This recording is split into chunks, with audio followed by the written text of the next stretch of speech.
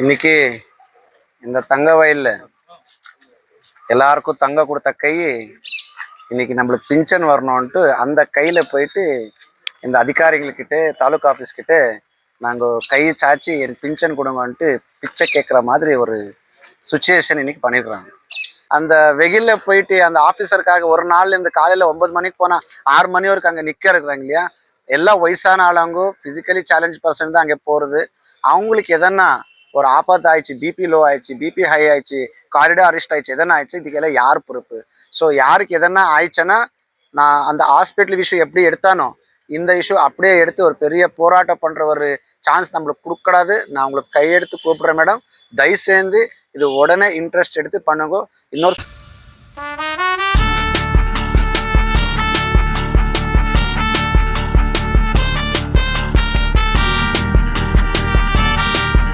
நான் இந்த மண்ணின் மைந்தனை நேற்று தான் அந்த வீடியோ பார்த்தேன்.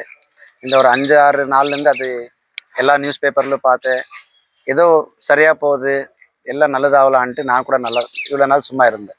ஆனால் நேற்று நம்ம தாசில்தார் சாரே சொல்கிறாரு, 13,500 குவாலிஃபைடு பென்ஷன்காரங்களே இன்றைக்கி டிலீட் ஆகிட்டுருக்கு.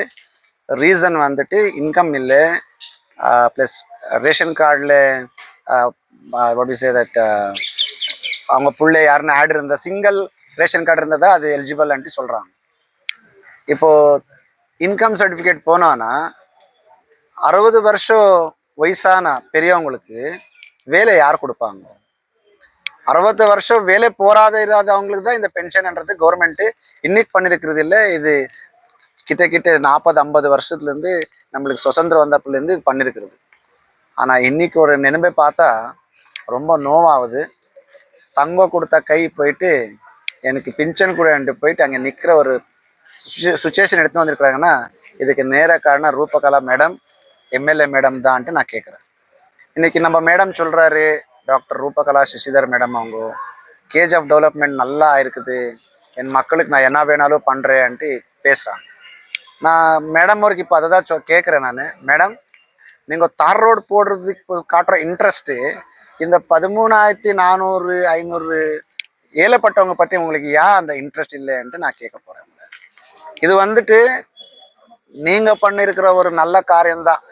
அந்த நல்ல காரியம் என்னன்னா, என்னுடைய தொழிலாளிங்க பிஜிஎம்எல் இருக்கிறப்போ அந்த பிஜிஎம்எல் மூட்டுந்து உங்கள் ஆனால் மினிஸ்டர் சார் தான் திருப்பி அப்பான்றதுக்கு அது ஒரு கேஸ் போடுற, அது ஒரு பயம் எனக்கு. ஸோ உங்கள் மினிஸ்டர் அப்பா தான். ஆனால் இன்னைக்கு இருக்கிற சுச்சுவேஷன் பார்த்தா அந்த பிஜிஎம்எல்ல செட்டில்மெண்ட்டும் வரல. 26-27 வருஷத்துலேருந்து இன்னைக்கு வரும் நாளைக்கு வரன்ட்டு அந்த ஒரு ஆசத்திலே தள்ளிருக்கிறாங்கோ. அதுக்கு சப்போர்ட்டா இது உங்கள் வீடு காசு இல்லை, என்ன வீடு காசு இல்லை, கவர்மெண்ட் பப்ளிக் கட்டுற காசு. அந்த பென்ஷன் எனக்கு கொடுக்குறது வந்துட்டு widow pension, handicap pension, physically challenge pension, அந்த மாதிரியே ஏஜ் பென்ஷன், ஓல்டேஜ் பென்ஷன் கொடுக்குறாங்க. இன்னைக்கு 13,500 ஃபேமிலிக்கு இந்த மாதிரி ஆயிடுச்சா கூட நீங்கள் சும்மா கண்ணிருந்து கண் இல்லாத, காதிருந்து காது இல்லாத, வாயிருந்து வாய் இல்லாத வாழ்னோன்னா இது எதுக்கு மேடம்? உங்களுக்கு இன்னொரு ரிமைண்ட் பண்ணுறேன், உங்களுக்கு கேஜிஎஃப் தங்கவயலில் தட்டு எஸ்பெஷலி நம்ம கேஜிஎஃப் டவுனில் உங்களுக்கு அதிகமான ஓட்டு வந்தது. மக்கள் உங்களுக்கு அவ்வளோ அதிகமான ஓட்டு கொடுத்த காரணம் ஒன்று தான், இந்த ஒரு பெண்மணி ஒரு எம்எல்ஏ வந்தால் நம்ம கஷ்டம் தெரிஞ்சுட்டு நமக்கு நல்லது பண்ணுறேன்ட்டு. ஆனால் நீங்கள் நல்லது பண்ணுற பதில் என்னென்ன பண்ணியிருக்கிறீங்க மேடம்? நீங்கள் ஜெயிச்சப்போ ஒரு வீட்டுக்கு 1 லட்சம் ஸ்ரீசக்தி லோன் கொடுக்குற எல்லா லேடிஸ்க்குன்னு சொன்னீங்க, அது போயிடுச்சு. ஆயிடுச்சு விடு, அது கடை வந்துச்சு, நீங்கள் தான் சொல்கிறீங்க கவர்மெண்ட் வேண்டான்னு சொல்லிச்சுன்ட்டு. நீங்கள் அப்போவே சொல்ல இருந்துச்சு, கவர்மெண்ட் சொல்ல நாங்கள் தான் சொல்லியிருக்கிறது, வந்தால் வரல, இல்லை வராதே போகலான்ட்டு. நீங்கள் ஓட்டு போடுறதுக்கு ஓட்டு வாங்குறதுக்கு மட்டும் நீங்கள் என்ன வேணாலும் பேசிகிட்டு இருக்கு. ஆயிடுச்சு, அது வேண்டாம். இன்னைக்கு நம்மளுக்கு இருக்கிற காசு வரலன்னு நீங்கள் என்ன பண்ணியிருக்கிறீங்க மேடம்? தங்க வயல் மக்கள் எல்லாம் பார்த்துருக்குறாங்க. தயவுசெய்து நான் உங்களுக்கு கையெடுத்து கும்பிடுக்கிறேன் madam, Roopakala Sasidhar madam, doctor Roopakala Sasidhar madam.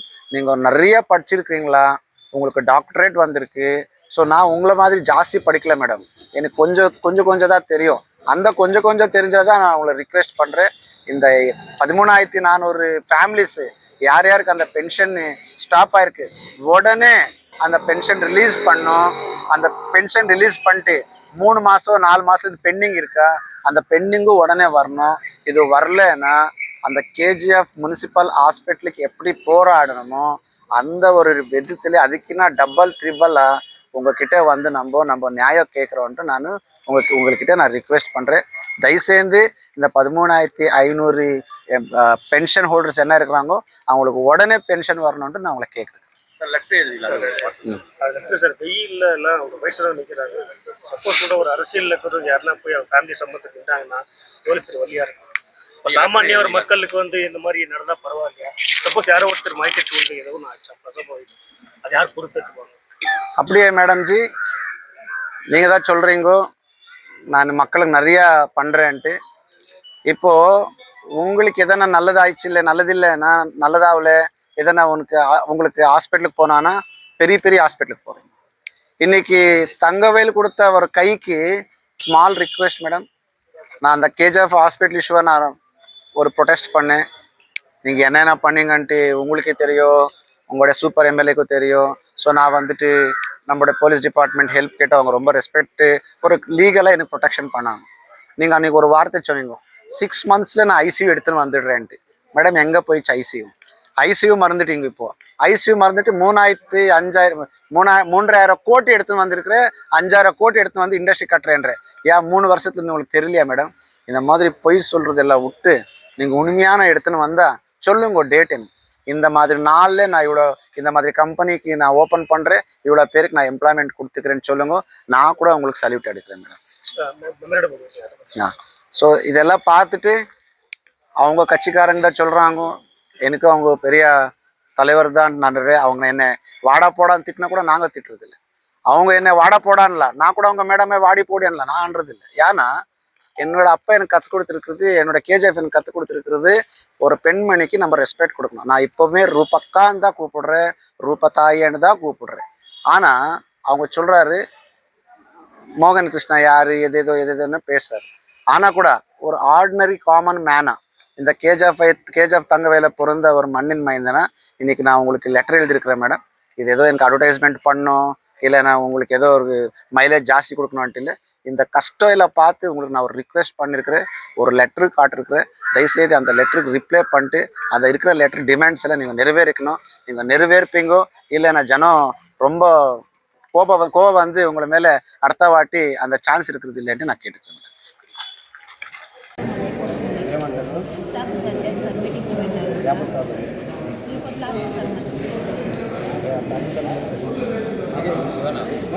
Nagesh ನೋಡಿ, ಇದು ನಮ್ಮ ಏನು ಕುಮಾರ್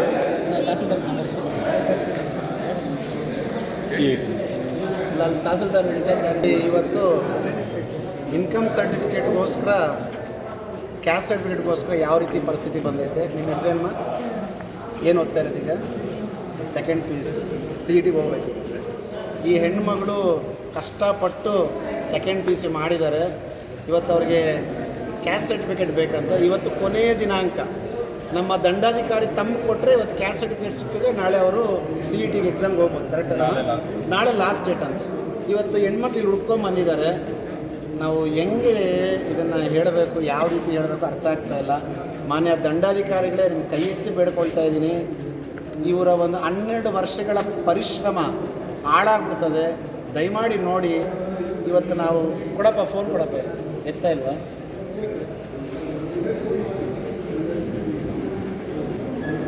ಈ ರೀತಿಯ ಒಂದು ಪರಿಸ್ಥಿತಿಗಳನ್ನು ನೋಡಿದ್ರೆ KGFಲ್ಲಿ ಆಡಳಿತ ಅನ್ನೋದು ಬದುಕಾಯ್ತಾ ಸತ್ತಾಯ್ತಾ ಅಂತ ಗೊತ್ತಿಲ್ಲ.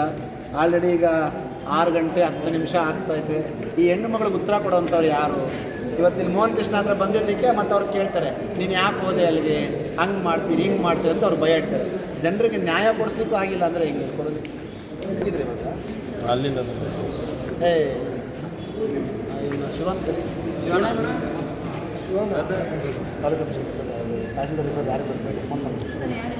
ಯಾರು ಇಲ್ಲ. ಹಲೋ, ಭರತ್ ಸಾಹೇಬ್ರೆ, ನಾನು ಮೋಹನ್ ಕೃಷ್ಣ ಅಂತ KGF ಇಂದ ಮಾತಾಡ್ತೀನಿ. ಸರ್, ಇಲ್ಲೊಬ್ಬ ಹೆಣ್ಮಕ್ಳಿಗೆ ಇವತ್ತು ಕೊನೆ ದಿನಾಂಕ ಅಂತ CET ಎಕ್ಸಾಮ್ ನಾಳೆಗೆ.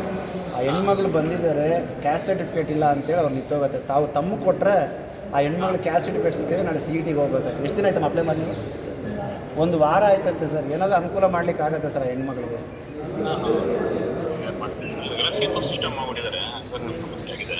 ಈಗ ಅಲ್ಲಿ ಹಾಂ ಸರ್.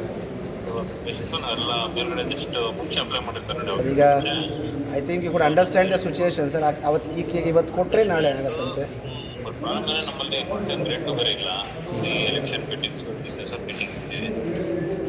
ಈಗ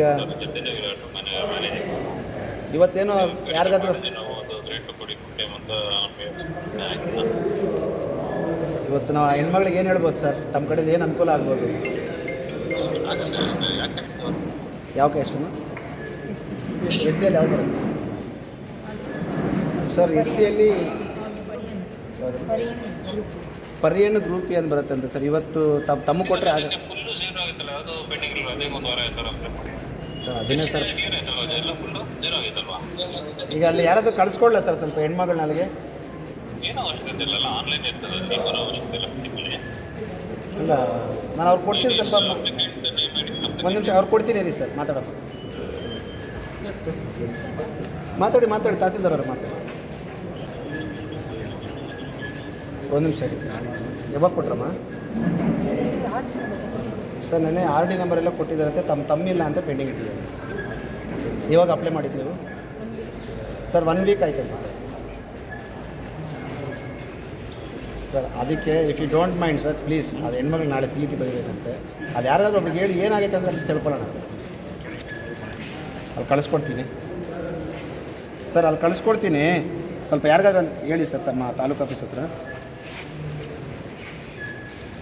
ಏನೋ ಒಂದು ಪರಿಹಾರ ಕೊಡಿ ಸರ್. ಪಾಪ ಸ್ಟೂಡೆಂಟು.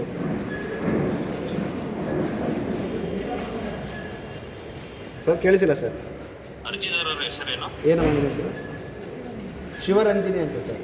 ಯಾರು ಸರ್ ಅರ್ಜಿ ಹಾಕಿರೋದು? ಹಾಂ, ಶಿವರಂಜಿನಿ ಸರ್. ಹೌದು. ಯಾವುದು? ಸ್ವಲ್ಪ ನೋಡಿ ಸರ್ ಪ್ಲೀಸ್ ಸರ್. ಇದು ನಮ್ಮ ಪರಿಸ್ಥಿತಿ. ನಿನ್ನೆ ಅದು ಬರೋಕ್ಕಾಗಿಲ್ವಮ್ಮ?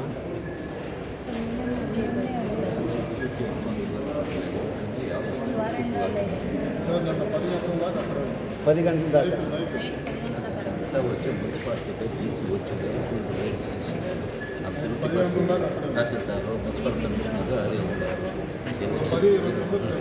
కాదు కాదమ్మా,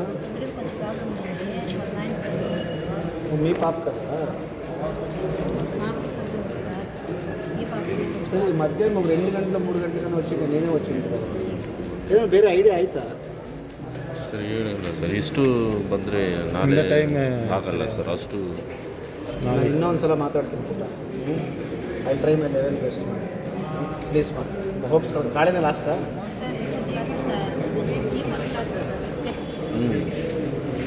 எப்படி ஒரு 4 மணிக்கு வந்திருந்தா கூட ಡೈರೆಕ್ಟಾಗಿ போயிட்டு இருக்கலாம்.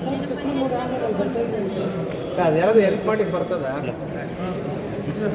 ಯಾರಾದ್ರು ಹಿಂಗೆ ಕ್ಯಾಸ್ಟ್ ಆನ್ಲೈನ್ ಚೆಕ್ ಮಾಡೋದು ಯಾರು ಗೊತ್ತಿದ್ದಾರೆ? ಸೈಬರ್ ಸೆಂಟರ್ ಅಪಾಯಿಂಟ್ಮೆಂಟ್ ಆಯ್ತಲ್ಲ? ಹಲೋ ಗೊತ್ತಾದೆ ಕೊಡಿ. ಮೂವಲ್ಲಿ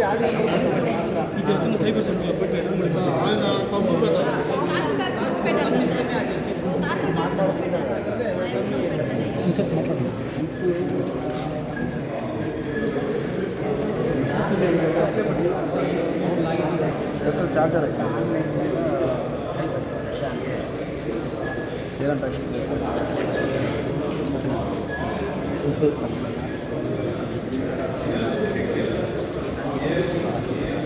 ಇದನ್ನು ಕಳಿಸ್ಕೊಡು. ಬೇಕು ಕಳಿಸಿ ಮಾತಾಡ್ತೇನೆ, ನಮ್ಮ ಹತ್ರ ಮಾತಾಡ್ತೇನೆ.